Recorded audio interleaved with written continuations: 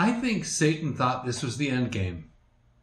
But as always, he took his evil too far. He overestimated his abilities, and as always, he underestimated God. God does not care if the devil thinks it's the end.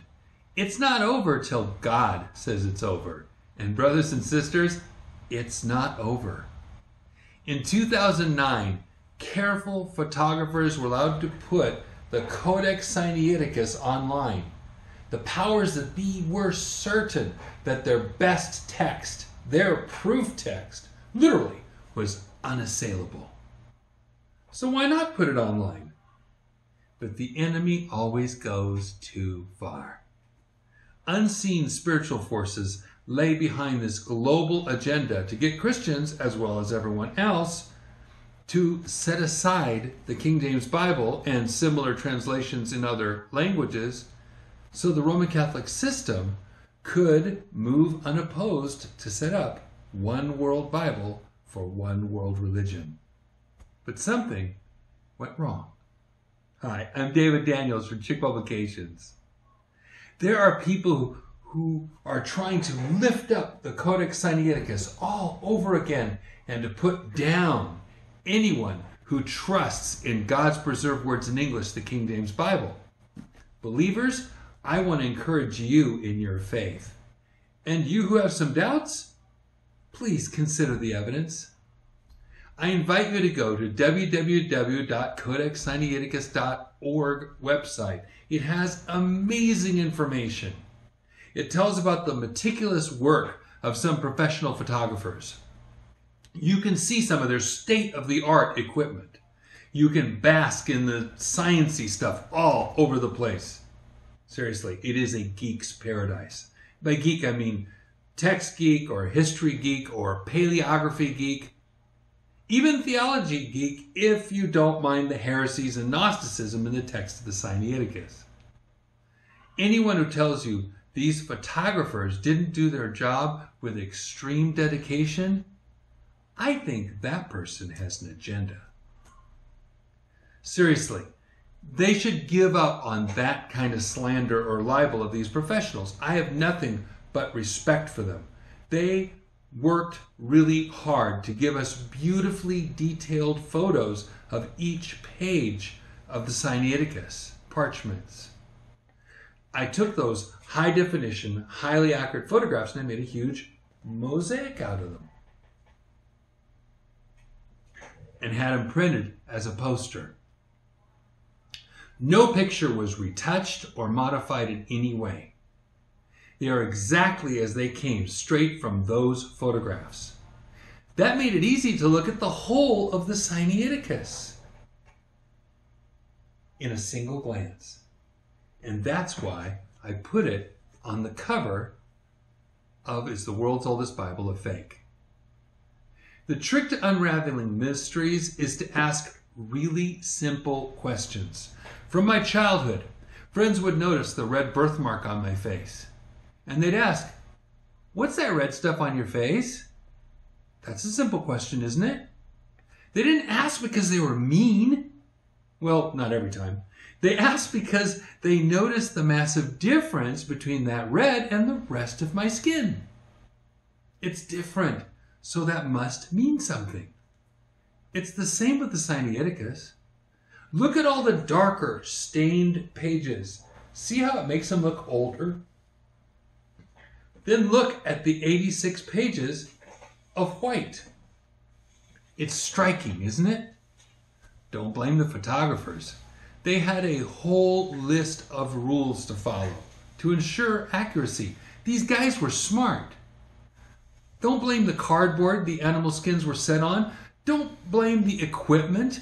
You don't think these scientific professionals who do this for a living hadn't thought of that? Of course they have. But that leaves you with the same question I was left with. What color is it? It had to originally be just one color. Was it the stained and darkened one?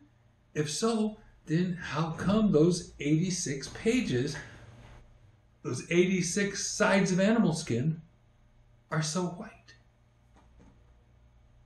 That's when everything starts to unravel.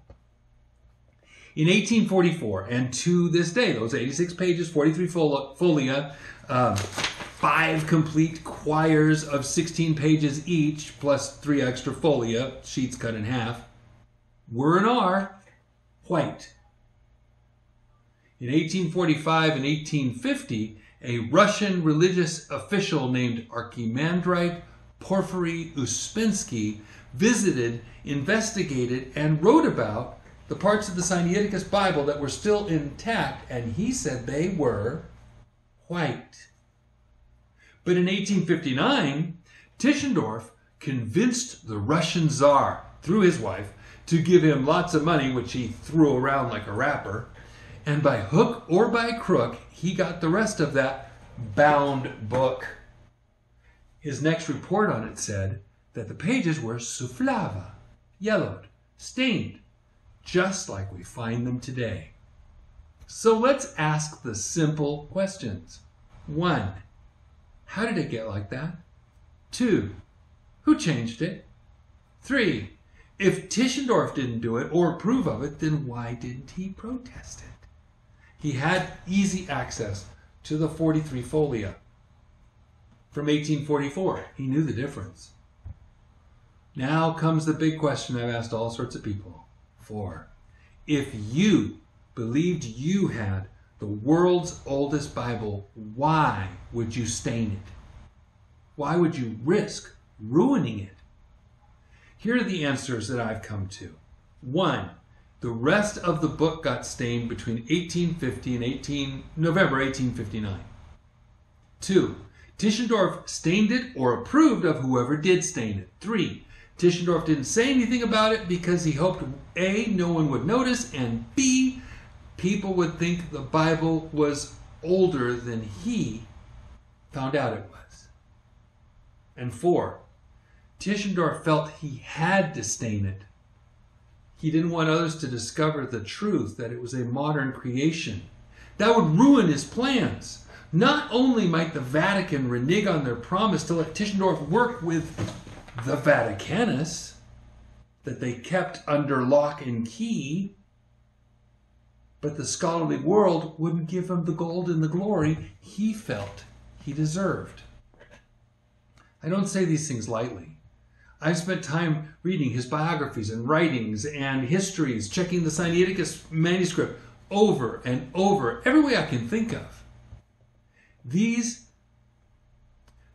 There are people who doubt all this. But you, as regular human beings with eyes and a brain, can see and consider everything I tell you. I put my ideas in plain sight. I don't try to be all intellectual about it. I don't use big words unless I clearly define them. But I prefer small ones.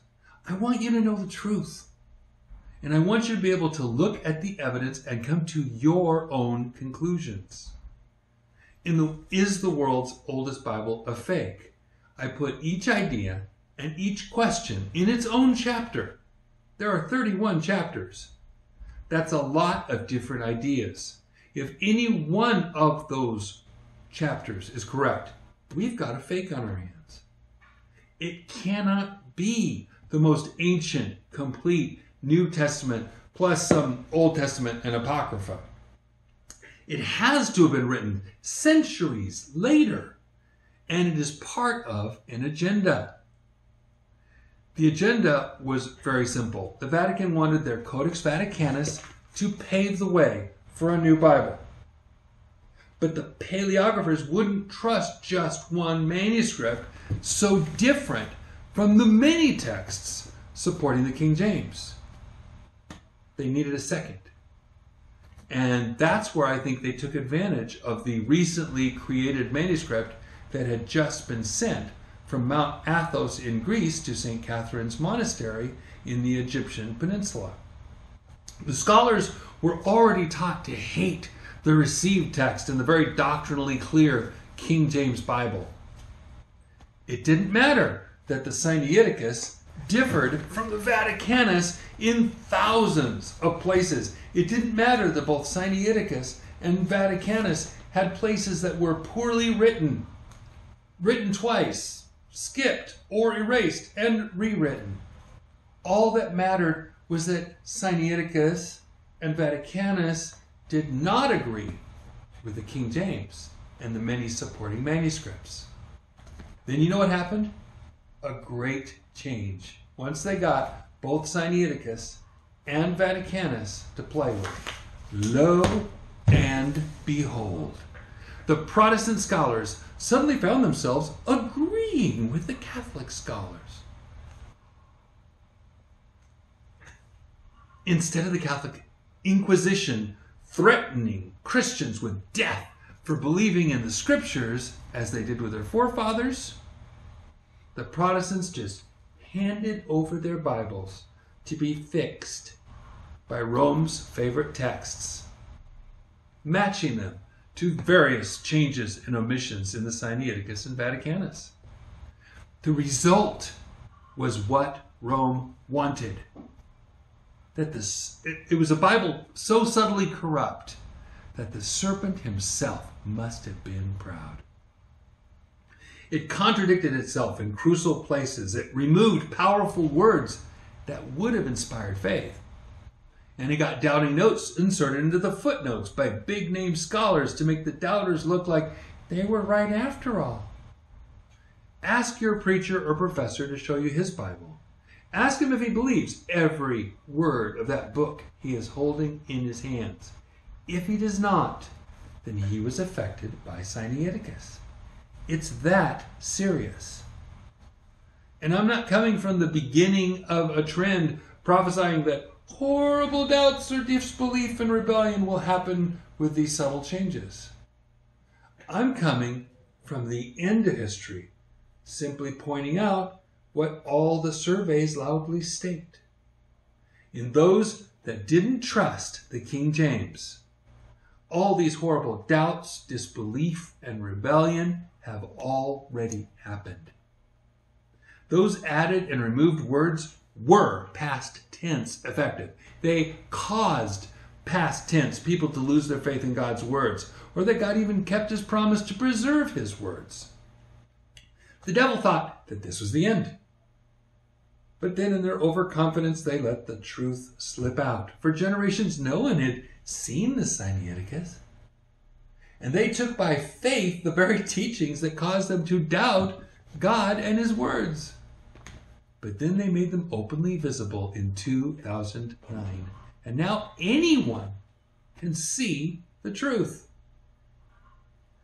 There is the famous story about an entire kingdom hornswoggled by a clever tailor. But it took just one child to make a simple observation that anyone could have noticed. It was in plain sight. But he's got nothing on. The king is naked. I think a shift is starting to happen. With the simple question, what color is it? The Sinaiticus story started to come apart for me. I wrote this book about what I found.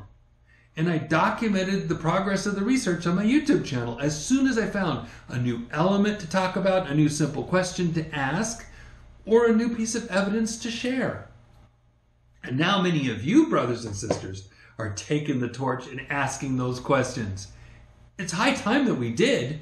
Not a single modern version is untainted. They all either change the text or add doubting footnotes because of Sinaiticus. Even footnotes in many King James Bibles. Satan's plans are unraveling. Since this book, I've been working on the next one in the series. Discovering how, why, and when Sinaiticus was really written. And I'm so excited to share it with you. When I started this journey with you, I had no idea where it would lead. But now I see where it's leading. If people lose faith in the doubting Bibles, we can show them reasons to believe in God's preserved words in English, the King James Bible. And maybe revival can truly begin at that point. All I know is this has not been a journey into doubt. It has been an exercise in increasing faith. And when faith increases in God's people, they start to plunder Satan's kingdom. So be willing to ask those simple questions. Consider the evidence. Satan's kingdom of doubt is beginning to unravel. Let's show people how they can come to faith in God and his words. And then let's see what God will do through us. God bless you and have a wonderful day.